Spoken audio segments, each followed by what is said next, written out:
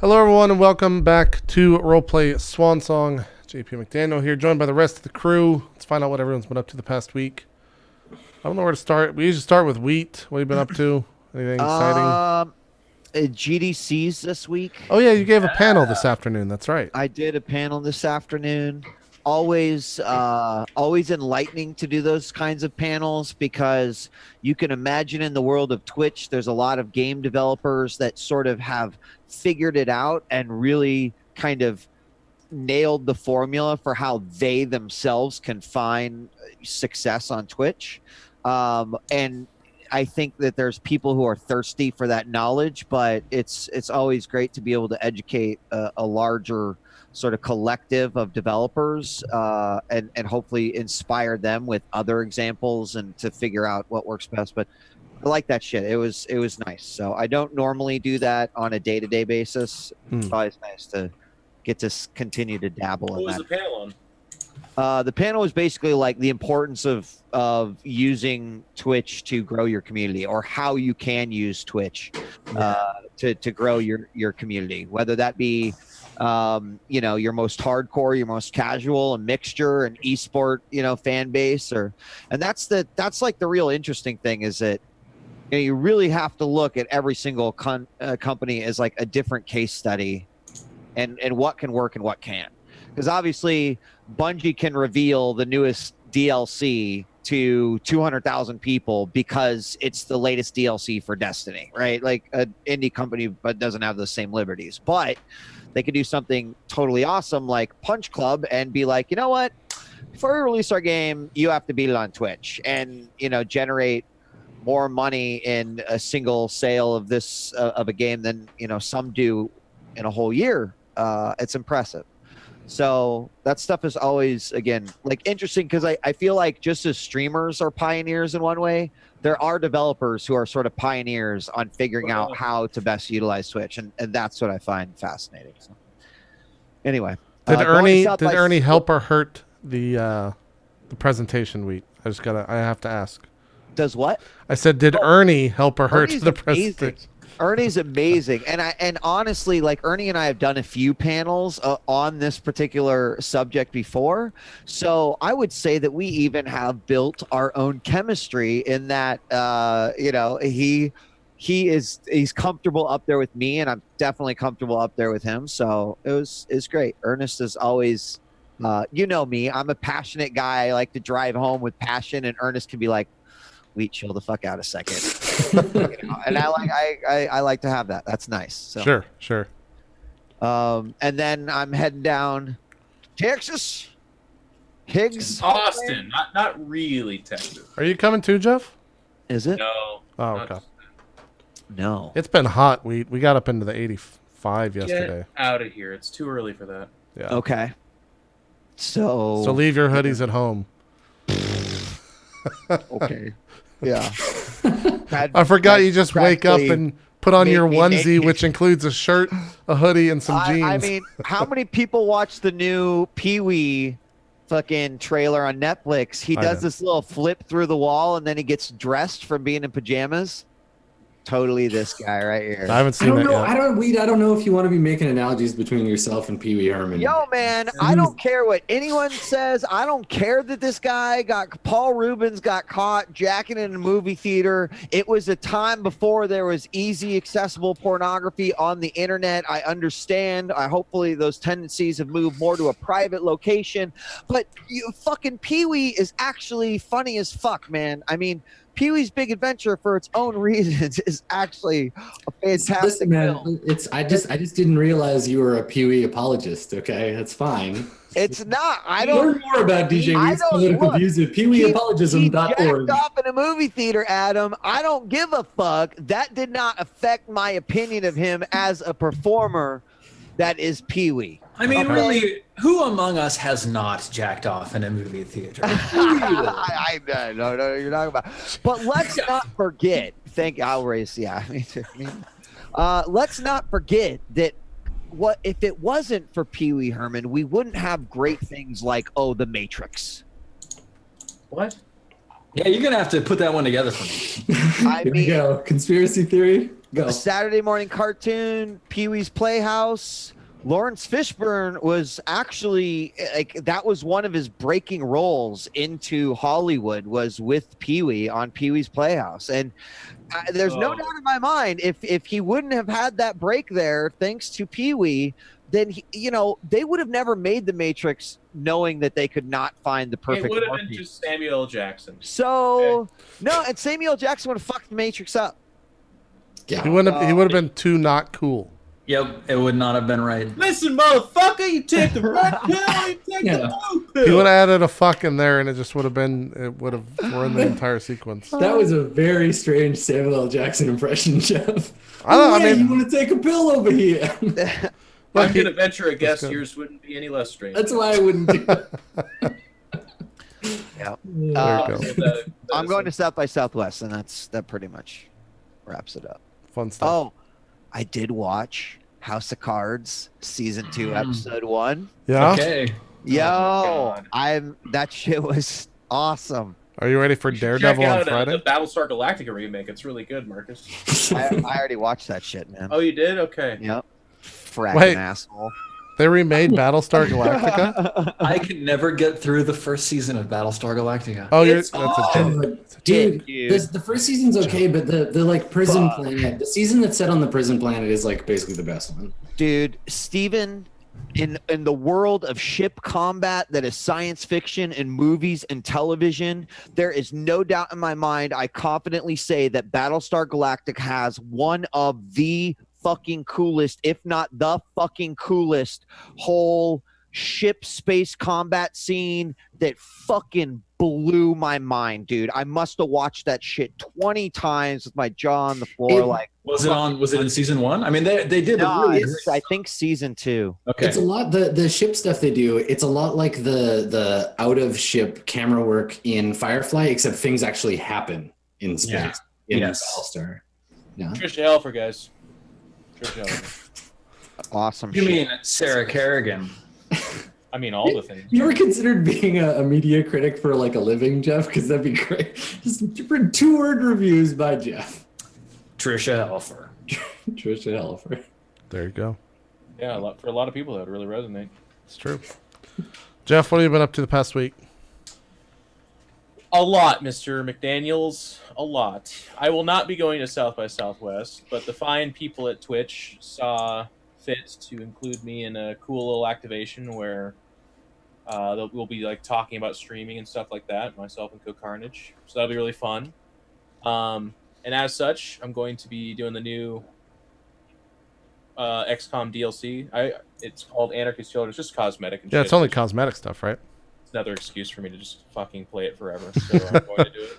And 2K is they gave me a bunch of keys to give away and stuff like that too, so it'll be really fun. But that's on the horizon. I'm updating my stream and stuff. I want to have clean, cool emoticons. I'm working on all that shit. Other than that, like I said, just been grinding through XCOM. One of the highlights for me, because I definitely had a few good runs, and they just died tragically. It just XCOM. I call it like the knuckle noogie, like the real big brother that knows to deliver pain is to do the knuckles in the head and just grind it through your skull. That's what XCOM is doing to me. One of my favorite moments, And though. you love every second, don't you? Oh, I do. I do. Yeah. I really do. There's a stun lancer that, like, just from across the map comes running, and it's like I desperately need him not to hit anyone because I'm in a lot of fucking trouble. And I have like 3 guys Overwatch. It's all it's very beautiful cinematographic, just like bullets over the shoulder. I'm like, no. He comes running up the building, pulls out his sword, swings, misses, hits the floor that he's standing on, falls to the floor, and crashes to his death at the bottom of the building. And it was one of the like most XCOM moments of my entire life. Yeah, and the game doesn't like super. It doesn't actually have a very good animation for falling through buildings. They just kind of breaks. They're like, hits the floor, and then you just see his health bar go, oh. Yeah, they're on one floor, and then suddenly they're down there and they're dead. And there's like sound, as they hit the ground. But it's just like it's like 1985 video game. Like it's this gorgeous game, but when people fall through buildings, it's the worst. It was so fucking funny. But it's like watching Pac-Man die. That sucks. A lot of XCOM. Anna had her phone stolen the other day. I've learned through her that don't ever have your phone stolen. That's kind of a does she have it locked? Like, does she have a lock that's on the it? problem. She she has two-way, what is it called, authentication and stuff like that, and it all is synced up through her phone. Yeah. Okay. So she can't yeah. get into anything now because she doesn't. Okay. It took her like 4 days and talking to people, and she like setting up her payment card. They're like, well, how do we know it's really you? And she's like, you're right. I could be someone that's trying to pay for somebody else's cell phone. All that shit. And it's really bad too because she was on the bus with like 3 other people, and she thought she left it on the bus, but then 20 minutes later, a guy is buying gasoline. He's going to Safeway. Like, it was definitely stolen off of her. Yeah, I had. I think it was 2 months ago. There was a random, like, I might have said this on air. I forget what I say these days. There was a 38 cents charge in, I think it was Pennsylvania at a dentist. What? What? And I was just kind of like, that's a really weird jumble of words for me to hear, but I guess go ahead and cancel my card. It sounds like a euphemism for the Pennsylvania dentist. Yeah, and so I was just like, I got a Pennsylvania dentist for 38 cents. You got a deal, man. Yeah, I've had to reset most of the time my cards like every 3 months, and then you have to go and like, I don't know, I probably have like 7 or 8 different automatically reoccurring bills every month, and you have to go and set all those. Oh, that's the worst part. Yeah. But a lot of the people are now starting to just like let you connect your bank account straight up to shit, which is great. Like you don't have to worry about it anymore, or your PayPal or whatever. So I do that as much as I can. Fortunately, right now it's like when my card does get canceled, it's like Netflix and like 3 other things. Yeah. First couple times it was a pain in the fucking ass, and I've had the same bank for. Sounds weird to say this, but like close to 20 years now, and it's in Washington and not in California. So really, they've been amazing by me. Like all throughout college, when I overcharged, and they're like, "Hey, it was $200 that you don't have," and I'd be like, "Eh," and they're like, "Okay, you know, we understand this mistake." Like they're just amazing to me. So it's an inconvenience, but I'm sticking by them because they've been so good to me.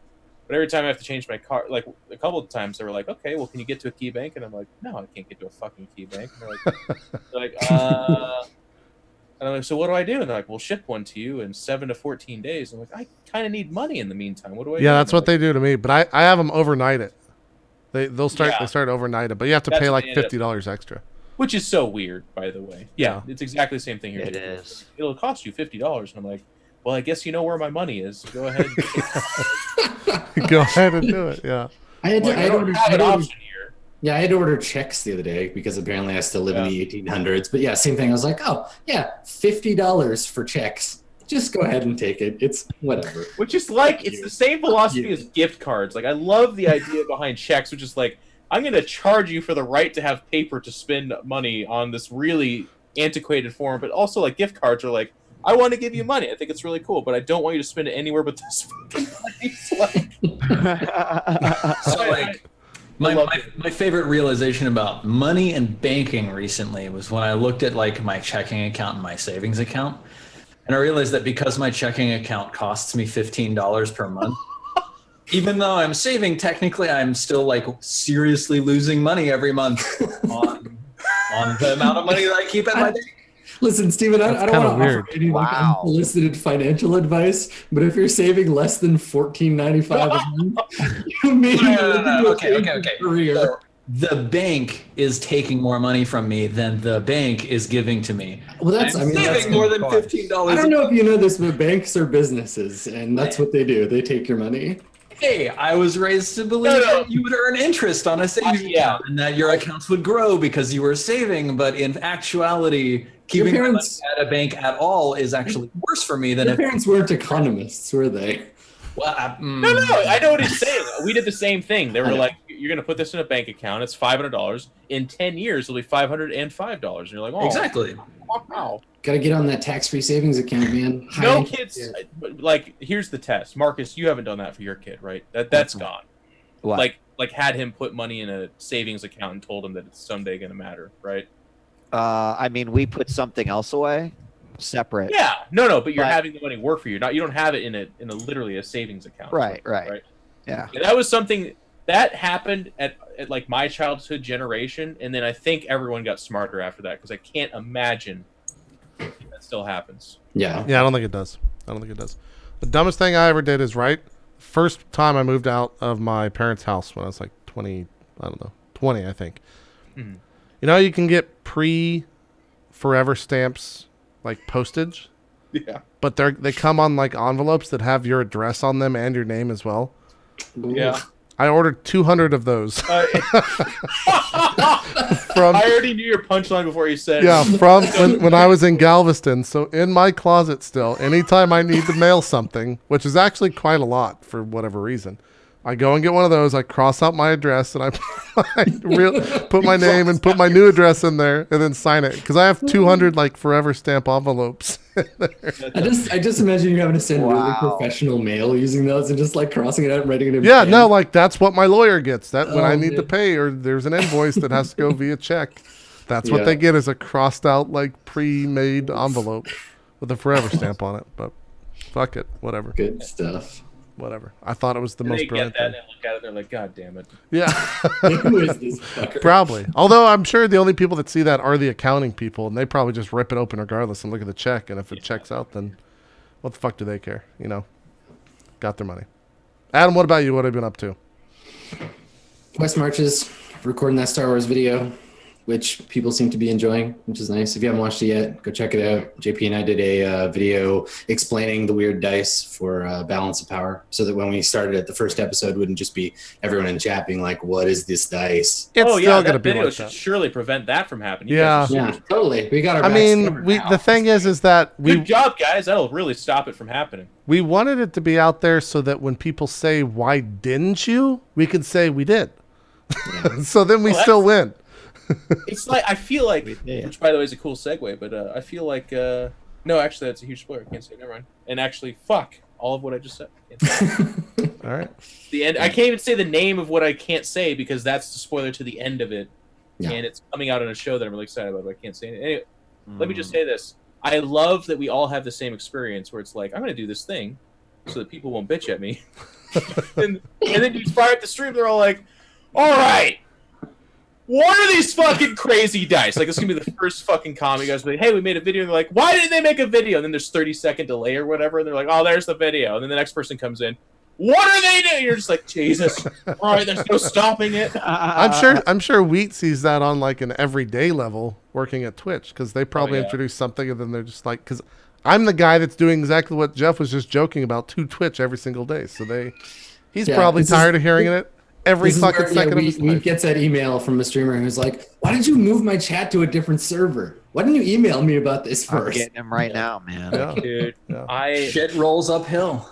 I'm so happy that Anna works at Twitch now because I have an insight on the funniest goddamn stories I've ever heard in my life. Like one of my favorites is they obviously just recently made it so that chats are recorded, which is something people have been asking for a while. But Anna and I'm sure Wheat and everybody else got messages from people, and they're my favorite in the whole world. They're like, excuse me, what if I threaten to kill someone? Like, I don't understand why would I? And Anna's like to each inquiry, she's like, yes. What if you do threaten to kill someone? They're like, well, Jesus. they'll have proof. Hello, don't. Can I turn it off when I fucking threaten to kill someone? She's Jesus like, Christ. no, you cannot. And they're like, well, then I won't use Twitch. How about that? She's like, that's totally great.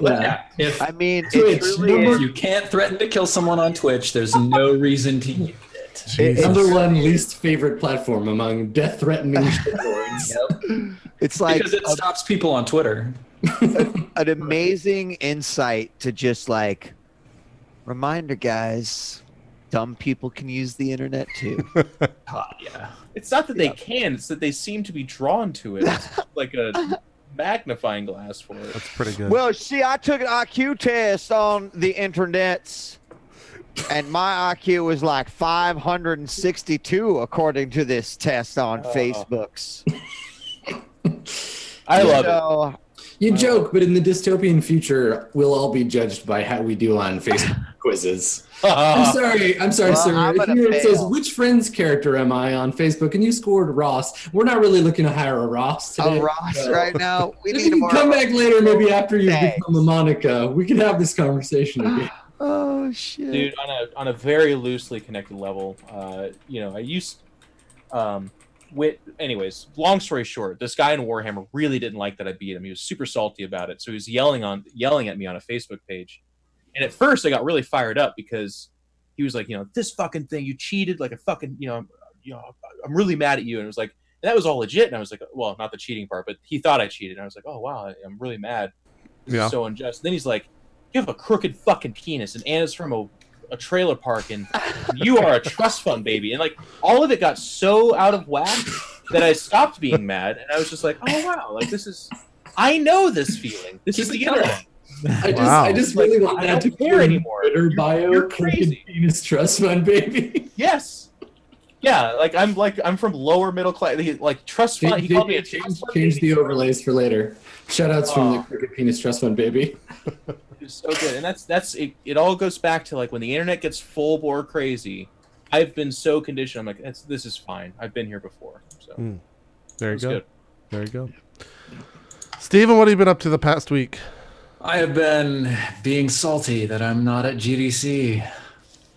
I thought you were a game developer. Isn't this a conference? Right? Yeah, you're a part of the game industry. That's where the game industry is this week, Steven. Oh my god, you guys! We're 2/3 of that initialism. Why are you not there? Can I come out and say, is it because they're prejudiced against roller coasters? Do you think that's what's actually? I think so. It's because earlier in the year, roller coasters' popularity was up here, and now it's down here. Yeah, exactly. It's actually just prejudice against like Twitch streamer game developers at the same time. Oh wow. Yeah. Yeah. No, like it's a seriously real thing that like every once in a while you'll look at what someone else is doing in your field and it'll look so much cooler than what you see on a day-to-day basis, and you're just like, oh god, what? Not like the work that you're working with, but like your career and the progression that you have in your life.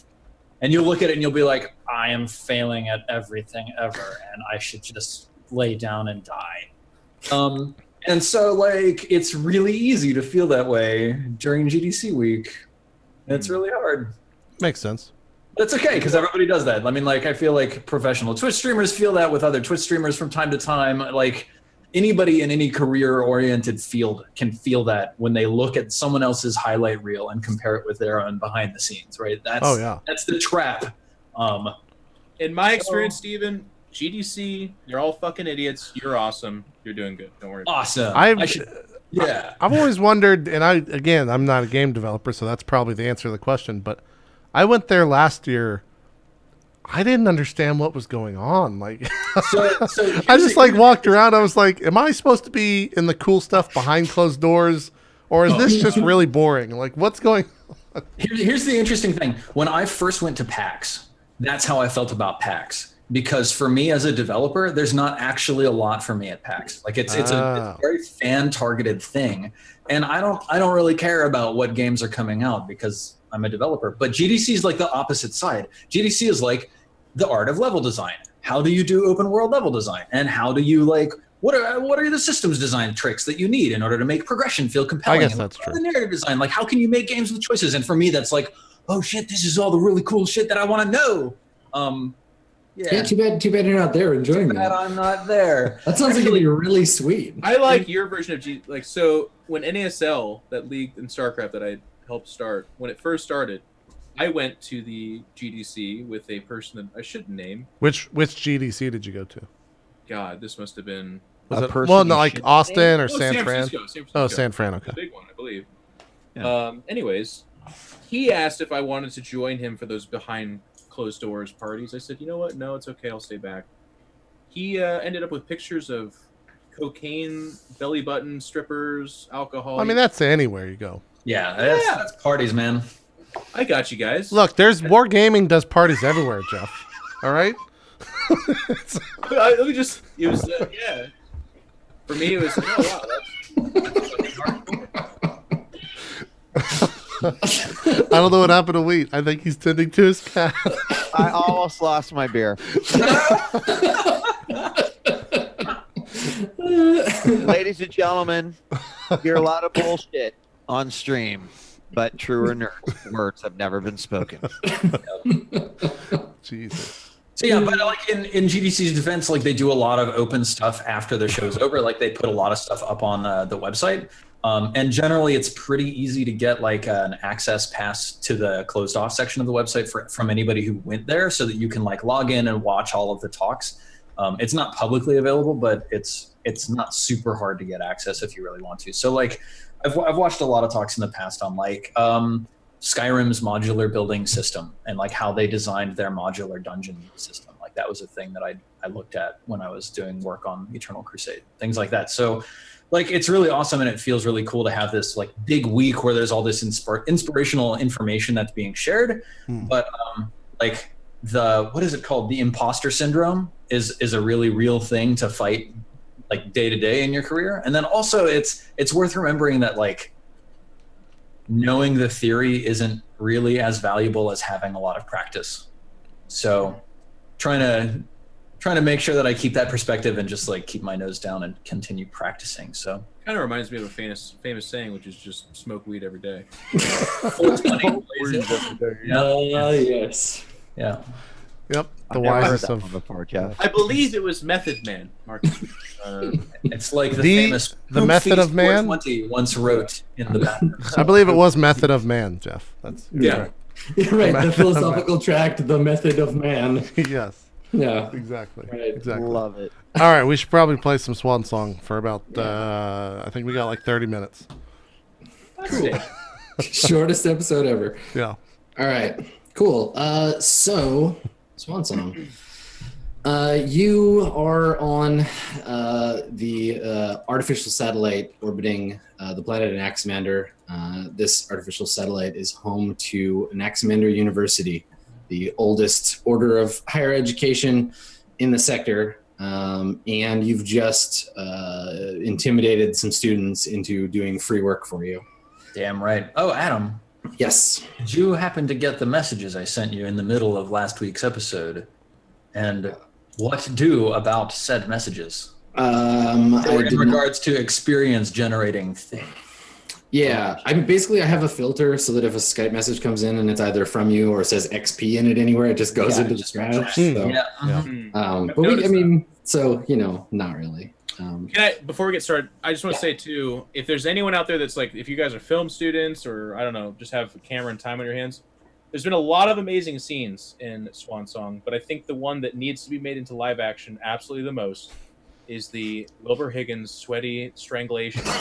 Oh my god, I've been thinking about that since the last episode That was too. amazing. You have, if you're gonna do it, I'll put it on all my social media. I'll do everything I can to get out there. I'll do whatever it takes, but you have to do it right. It has to literally be a 10-minute scene where 8 of those minutes is a very uncomfortable Like really, house of cards. yeah, no soundtrack, just like grunting, Grunts. and like shoes squeaking on the floor. Yeah, and, and little muttered breaths of like Jesus and like God damn it, and like you know, Like that. and, that 30 and at second some breather in point, the like middle. 6 minutes into it, yeah, he should get tired and kind of like rest his sweaty minutes. hang on. Yeah, and then like he, like to try to gouge each other's eyes out, then he actually pulls his head apart like that. It has to be done right. But I will go to bat for you across the internet if you make that real. Yeah, it's true. No, Steven, remind me over the first break, and we'll sort goals out for you because I know you did actually achieve a thing that your character had been trying to do. So you get some XP for that. So yeah, I think that we get a nice like long pastoral establishing shot of the campus of Anaximander University. Now, Anax 1, the satellite that the school is on, is artificial. All of its gravity and weather systems are artificially created. The technology that was used to build it is long lost to a tech level y'all don't have access to anymore. But the place is like temperate all the time. Right now, it appears to be sort of a beautiful sort of autumn day. We see a copse of maple trees, their leaves turning red. There's the statue of the founder of Ramirez Al-Mualim, inventor of the spike drive, founder of the university. And we pan over to what looked like a group of students unloading a hover van. So they're taking out some amps, maybe a drum kit, like one of those electronic drum kits. Someone's got a guitar case over his shoulder, and they're all talking and laughing. And a dark shadow kind of like falls over them, and they look up. And we follow their gaze to a black sort of battleship in the space above it, intercepting the view of the desert planet Anaximander. The ship starts to emit flashes from its hull, and bursts of color and energy start to fall towards the planet. And at first, the students, the band, don't seem to like kind of get what's going on. They're confused. As that moment before the chaos starts, that they look confused. And then the venue they're loading into erupts in fire, in like red fire. And soon all around them, the ground is being torn up. And we see these sort of black globular like pods landing in the streets and splitting open. And as we pan across one of them, there's a kind of like chrysalis-like opening in the front of it. And a man emerges from the darkness inside the pod. He's got like a long gray beard. He seems to be wearing some combination of like a flight suit, but also like medieval looking armor. So it's got like a big armored plate on one side. And in one hand, he's holding a black metal axe. And as he steps out into the light, he unleashes the reins of something that kind of vaguely resembles the skeletal structure of a wolf, but is covered in like writhing like nanoparticles. And as it looks up at the camera and snarls, there's sort of like fluid dripping from its metal jaws. We notice that it's missing an eye. There's like a deep gouge out of one side of its face. And it lunges kind of forward. We get one of those sort of like jump scares towards the camera. And we snap immediately to Piani waking up, sweaty and like breathing hard in her cabin on the Swan Song. So Piani, you've just seen all of that and wake up with this intense feeling of foreboding, of like fear for what is to come. And you have a certainty, you have these dreams sometimes. You have this certainty of like, you've seen something that hasn't yet happened, but might. It lays ahead of you on the path. Was there? What do we see Piani doing? Writing in the journal, just continuing to document it. Yeah, and I think that your journal now, like you've been on Anaximander a little while the students are working. This is we see you reach for your data pad and your journal entries. There's like a dozen at least so far. Well, and even a few more, because as then I go through this practice of documenting all these things, I start to think back to even some of the earlier visions that I was having that had to do with Warmind and some of the things that happened on Donnie, and so.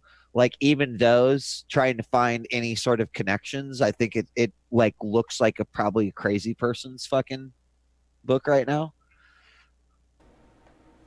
Yeah. So what is that? So you're trying to like draw connections, and so are we seeing like the kind of like scribbling of like does it look like the scribblings of a madman, or is it? I mean, kind of, right? Because it's all like, imagine that it came off in layers, like, right? So everything is written down, and then going back through like small little, not that great drawings of what I think it is. And keep in mind, like, this is not something that Piani's trained in, so she's good at like technical drawings, and that's it. Sure. And that's how everything kind of looks like it's done in a very technical way. But then, then another layer where you start to see arrows going over here or words scratched out and then things rewritten over here, and probably pages of it at this point. Yeah, this would be a thing that if we were like an HBO show, it would be like a special feature in the DVD box set. You get a little book that's like the Journal of Piani Pick, like actual like pages for all this stuff. There you go. Cool. Yeah. Okay. So we have like your scribblings, and I think that Pi notices you. It's like essentially the middle of the night, and yeah, Pi notices that you're awake, and they come over the speaker, and they're like, "Are you all right? More nightmares?" I don't know if there are nightmares, but something along those lines. Yes. Do you need anything? Should I get someone? I don't know if anyone can help me with this, but I'm fine. Maybe I go over, grab a little space, water.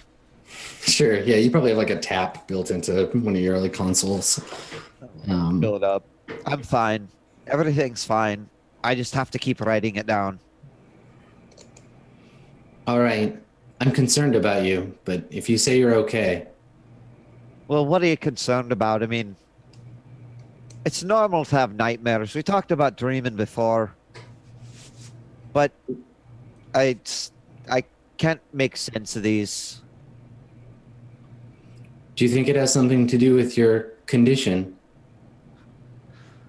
Whether it's something to do with my condition or maybe my eye, I do not know, but I do feel like frequency has increased since I've got this thing in my head, which isn't bad. I don't regret it at all. I think it's for me to figure out. Are you trying to convince me or yourself? Do you think I sound like I'm trying to convince anyone? You sound uncertain. Fair enough. I don't understand it, Pi. So it's just, well, it's my way of getting through it. Just like when a computer's busted or the Swan Song's broken, I can't figure out the problem unless I troubleshoot it. I'm just troubleshooting my fucking dreams right now. I understand. The university has a fairly broad psychology program. Maybe there's someone here who can help you. You're probably right, but fuck, Pi, what if there's something in my head that maybe someone shouldn't know? What do you mean? Like what? The things we've done, the things I've seen. I just don't know if it's... I don't know if I want other people to see it. Do you know what embarrassment is? It's kind of like that, but also with being incriminated. Don't think it's a good combination. That makes sense. You and the crew have a fairly extensive criminal record at this point, but that doesn't have to come up, does it? I suppose not. I don't know about these methods or the things they might use to try to analyze something, but I suppose maybe Eric can set something up. Would you like me to ask him for you? Maybe it would. Just don't give him too much detail about the dreams or the visions. I know Okay. you've read my notes. They're disconcerting, to say the least. I think that they would just frighten Eric. I'll keep quiet about those. What do you... I mean, you don't see connections there. Connections between what? The different visions, the different dreams. I have trouble with patterns sometimes, seeing them when they're not there, not recognizing them when they are. It's something I'm working on. I think it's a limitation of my structure. Never really considered that, actually. There's still things missing. I'm working on it, but I have limitations. Well, it's possible not all the answers are there. And it doesn't make it easy to solve a problem if you don't even know something is supposed to exist. So, yeah, let's keep that between you and I right now.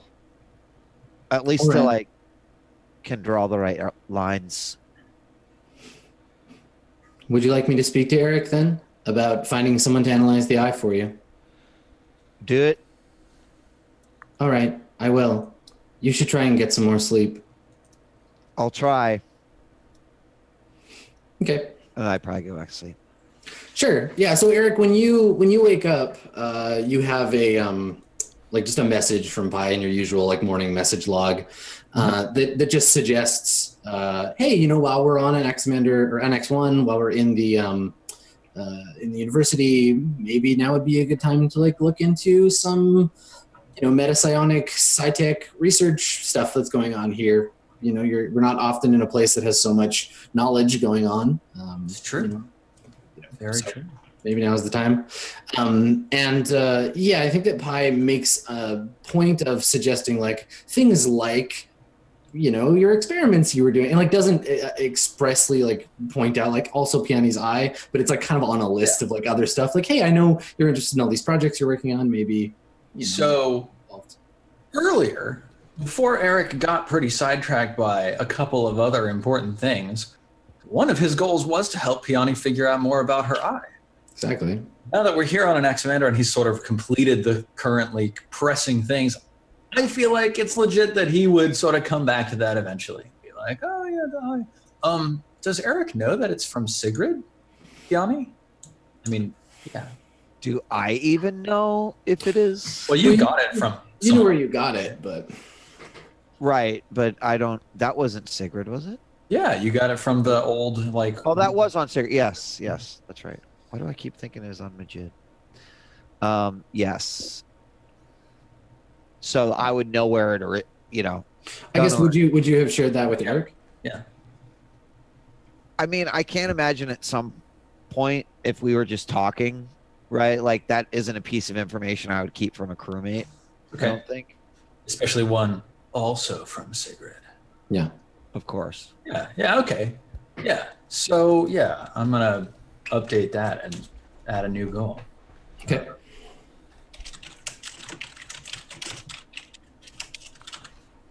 Yeah.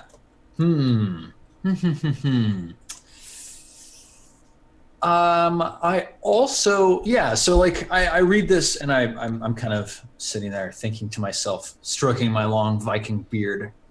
And I think I sort of start scribbling notes, and one is like history of psionic artifacts, you know, vis-a-vis Sigrid, and you know, things like that. And then I draw like a little right turned arrow with an arrow point on it, and I write teleportation with psi crystals, question mark, and then I circle it. And then I think I just like head out maybe to Peony's room, and I knock on her door. Yeah, I think this is in the morning, so the crew has all started to kind of get up. And maybe as you get up to leave, and we cut over to Higgs. And Higgs, you're going through what's your morning ritual look like when Higgs wakes up? So you've been awake for like 10 minutes. What are you doing? If I'm still in my room and I didn't pass out somewhere when I slept, then it's I'm checking the computer to see if anyone's heard about the caterpillar or if I have any messages from anyone else. I don't have a caterpillar yet. How long has it been since we left the school? You're still there. You're still docked. This is like the day after you got what you needed from those students. Oh, okay. If it's the day after, then yeah, I just head over to the computer, check email and all that stuff, and or space mail. Yeah, you've got a request from a local like a local comms address. It's a woman named Karen Peng. She's asking you to meet with her, or like she's basically like, do you have any time to meet today? We have a mutual friend that's asked me to speak with you. Does she have a contact number or just a? Just her. I mean, yeah. You like all the comms are kind of built into one thing, so you could like record. You can make a voice call or text message. Yeah, I make a voice call. Okay, sure. What time of day is that? It's early. It's I was gonna say it's like 8, but I don't know if you'd be up that early. It's pre-lunch, let's say. Okay. It's still the brunching hour. All right. Yeah, you said Karen? Yeah, her name's Karen. Yeah, I give Karen a call. Okay, so it rings a couple of times and then picks up, and she says, Karen Peng? Yes, Karen, this is Wilbur Higgins. You gave me a call about meeting. Ah, yes, Captain. I've been instructed to call you. A mutual friend of ours on Vinaya asked me to get in touch. She wanted me to check in about how your project was going. Okay. The research. She has something that might interest you while you're here on the planet as well. Business opportunity. Are you free for? And then you can hear her nails like clicking on a keypad.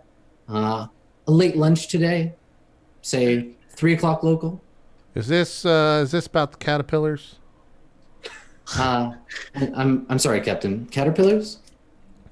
You didn't hear what I just said. Yes, let's go ahead and have a meeting today.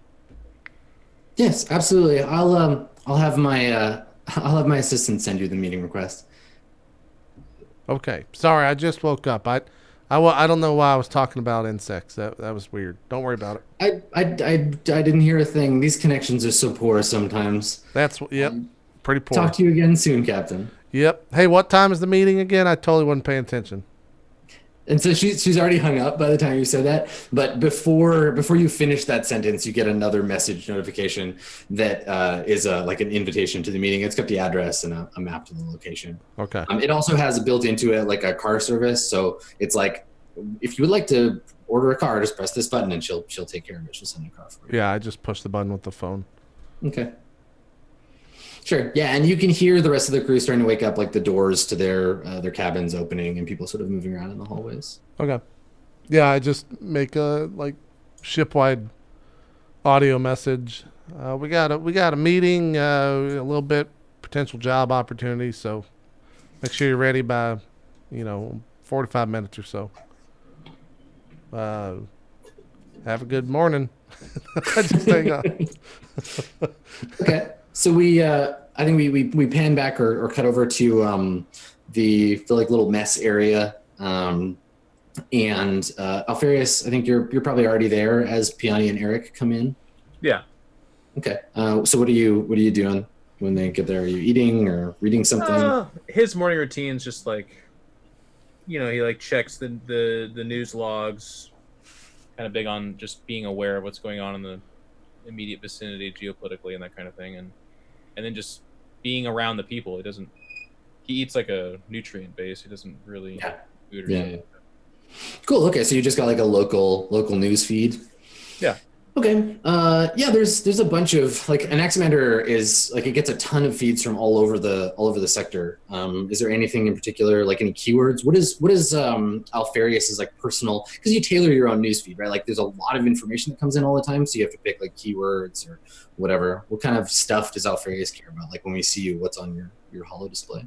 He does kind of checks on their names, obviously coming up in any kind of information or their description, but also anything that might be related to, for our purposes, we know it to be Warmind, but obviously the look isn't for Warmind. It's for like AIs running amok.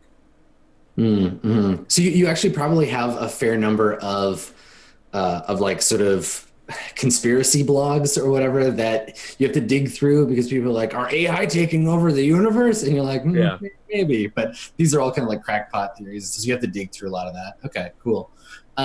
So there's this article about it's maybe on a blog you've seen a couple of times called like Freedom Ring, and it's about it's called Whence Perimeter, and the article is like the perimeter agent, talking about the perimeter agency and how it's this secret government organization that existed before and how they were like meant to keep control of the AI, but like where did they go? Where did they all go? Like these agents supposedly operate in secret trying to fight artificial intelligence, but from what we can see, it's not working. Like what about Cabral? Like they're run by artificial intelligence. How come they haven't shut that place down? But it's this very like intense piece, and it's got a lot of kind of press. You see it on a bunch of different blogs about like people are starting to say like, yeah, what happened to these guys? Like, where is the perimeter agency? Are they real? A lot of people don't believe it, but like other people are like, yeah, no, they must be like working in secret to protect us. So you've noticed a lot of that kind of buzz happening on the somebody makes a point of talking about a perimeter, like from months ago, a perimeter agent. Someone's like, I work in this hospital on Elohaba, and I swear, like we were taken over by a perimeter agency operation. It was all very hush hush. This guy's anonymous, or like he's saying this. Says that they were taken over by a perimeter agent, and that there was like an artificial intelligence on their planet, but it got away. Nothing about you. A couple of news stories about Brumpo Tungus. Tungus spotting. Check those out for sure. Yeah. He finds it funny. Yeah, lots of Tungus spottings. There's an interview. It's like one of those kind of Entertainment Tonight style interviews with a woman that works at a hotel on Asa who's like, I was verbally assaulted by Brumpo Tungus. And it's like, enter the Sector Entertainment Tonight exclusive interview. This poor woman says she was attacked by Brumpo Tungus. He reads that headline and then just kind of mutters to himself that's just simply not true, and then just doesn't watch it. Yeah, totally. So as you're reading that, you're kind of flipping through these things. That's when Piani and Eric come in, and so we catch kind of the middle of their conversation. What are the two of you talking about? I get them coffee or whatever it is they drink, by the way, kind of a routine type thing. Mm-hmm. Whatever it is they drink, I get for them. What would we be talking about, Piani? I mean, like, Has Pi talked to him at this point? well, Pi sent me like a list of like, hey, maybe you should check out these kinds of things now that you're here on an Axamander. So I think I'm probably like I probably start in with the crystals, and I'm like, yes. And when I teleported through the teleportation space, I felt a resonance. And then when I left and the crystals were behind, I feel like there's something potentially replicable if I could find a small amount and do certain experiments. And I'm like talking about like the advanced theory behind teleportation, which maybe isn't something you're entirely familiar with. Well, I mean, did Pi talk to Eric about the about what we had talked earlier about the eye? And I was very, very vague. They were more interested in like suggesting angles of investigation. So like I think eventually I bring the conversation around to and while we're here, I have just a real quick question, because I want to see the way that the two of you kind of relate differently to MES, because Eric is all about like the very specific kind of scientific stuff, talking about Cronenberg's constant and like all these sort of measurement protocols.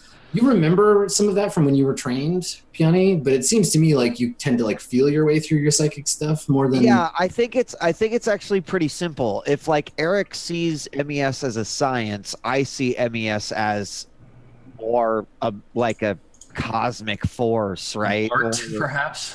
Yeah, there's definitely there's relatability there, but no doubt about it. Like I sort of see it more as, this weird shit that happens. Like, the fact that I can't even control this is crazy, and I don't know what to believe and what not to believe. Whereas like, listening to Eric go off about crystal interpretation and sort of, the preciseness of it all, it's like that's the one part I don't relate to. Okay, so they're having a conversation about some like magical theory that you maybe don't like. You know what MES is, Alfarius, but you don't know the specific details. So that you're talking about some theory stuff as the two of you come in. And so everybody ends up in that room sort of together. I guess you eat your meal and everybody gets ready for the meeting. Yeah. Sure. Yep. Okay. All right. So, Higgs, do you tell the rest of the crew anything about what to expect or anything like that? I just say, I have no idea what the gig is, but it's a mutual friend of Rajani, from what I could tell. And if we don't want the deal, we don't have to take it, but we're just going to go and see, because we're here. We don't have any other plans. What does she need from us? She didn't say. It sounded like she didn't want to talk about it over comms, so must be something worth money. That's what I gather from that. Well, it feels like I don't think we owe her, but certainly it's valuable to keep a healthy relationship with her. It makes sense to go find out what she wants. Well, while we're there, maybe I could swing by the university and ask some questions. Yeah, whatever you want to do, Eric. Just be there for the gig. I don't give a fuck. I just kind of like turn. Anyone else got any things that they want to do after the meeting? Should I be prepared for potential conflict? I mean, always. Alfarius is probably the better. Just always be prepared for it. The second I said it, yeah. I mean, it just don't. If you're gonna bring a gun into like a club, just conceal it somewhere. But if we're just going to meet someone, have lunch. They literally fits in my chest. Oh, okay. Yeah, just bring the gun then. I don't think it's gonna be that big of a deal. I'm gonna bring mine. It makes us look important, from what I've been told. So we'll just have the meeting and we'll see how it goes. And just for our clarity's sakes, Adam, because I kind of realized there's a little you're kind and allowed me to do this, but I'm gonna keep a couple of grenades and my pistol in my chest. Yeah, I mean, I didn't say that last time, but that's totally fine. I'm okay with you having concealed like weaponry as long as it's not you like a bazooka or whatever. It makes sense to have it. Yeah, like you don't need as much chest space as a person because your lungs are more efficient and smaller, and you're a cyborg. It's part of your shtick. It's cool. Okay, all right. So you all get dressed and go out to meet your car. And I think that you're getting into the car. Maybe Piani, you're like the last one into the back seat. You spot across. Actually, this is a good as you're like getting into the car before we go to our break. You spot across the way. There's a van that's stopped next to like an alley, and there's a couple of people standing outside. One of them is smoking a cigarette, and the other one is opening the doors. And when they open the door, you can see past them. There's like a drum kit and like an amp in the back, and you like definitely recognize these kids. And then I think that's when we go to commercial, as we just like pan up across them. Cool. All right, let's take our first break here of the night. We'll come back and go into the second hour here of Roleplay Swan Song. We'll see you guys in just about 5 minutes after the break. See you then.